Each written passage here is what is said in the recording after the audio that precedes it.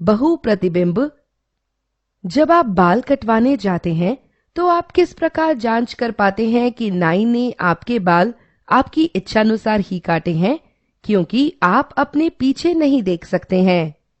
नाई हमारे सिर के पीछे एक दर्पण रखता है और तत्पश्चात हम अपने सामने रखे दर्पण में अपने बालों की स्टाइल देख पाने में समर्थ हो पाते हैं। इसे हम एक क्रियाकलाप की सहायता से समझने का प्रयास करते हैं। दो समतल दर्पण लीजिए।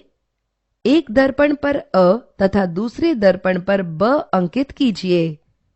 उन्हें एक दूसरे से 90 अंश पर रखिए। अब दोनों दर्पणों के बीच एक सिक्का रखिए। आप क्या देखते हैं? हम सिक्के के 3 प्रतिबिंब देखते हैं। 3 प्रतिबिंब किस प्रकार बने? वास्तव में एक दर्पण में बना एक प्रतिबिंब दूसरे दर्पण के लिए एक वस्तु के रूप में कार्य करता है, अतः हमें 2 प्रतिबिंब प्राप्त होते हैं।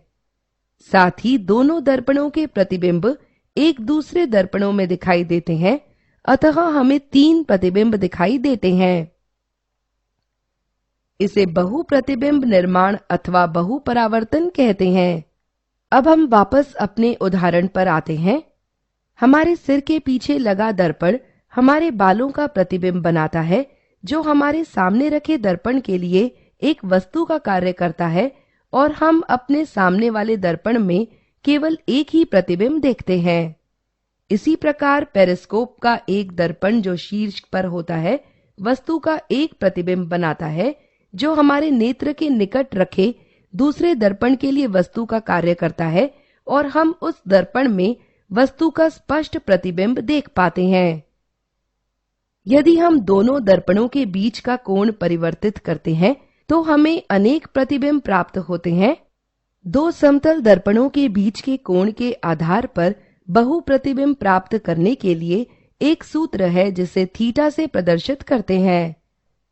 प्रतिबिंबों की संख्या बराबर 360 अंश बटा थीटा घटा 1। इसका अर्थ है कि यदि कोण थीटा 180 अंश के बराबर है तो प्रतिबिंबों की संख्या 1 होगी। यदि कोण 60 अंश है तो प्रतिबिंबों की संख्या 5 होगी।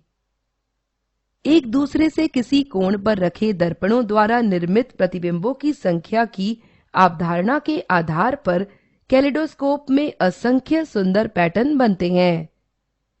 कार्डबोर्ड का एक बेलन लीजिए। 3 समतल दर्पण लीजिए जिनकी चौड़ाई कार्डबोर्ड बेलन के व्यास के बराबर हो तथा लंबाई बेलन की लंबाई से कम हो। दर्पण की 3 पट्टियों को एक दूसरे से 60 अंश पर व्यवस्थित कीजिए। इस प्रकार बने त्रिभुज को कार्डबोर्ड बेलन के भीतर डालिए। बेलन के एक सिरे को बटर पेपर से ढक दीजिए। त्रिकोणीय दर्पण के भीतर कुछ रंगीन चूड़ियों के टुकड़े रखिए। इसके दूसरे सिरे को भी एक काले चार्ट पेपर से ढक दीजिए। काले चार्ट पेपर पर एक छिद्र बनाइए। आपका कैलिडोस्कोप तैयार है। अब आप कैलिडोस्कोप द्वारा निर्मित रंगीन पैटर्न का आनंद ले सकते हैं।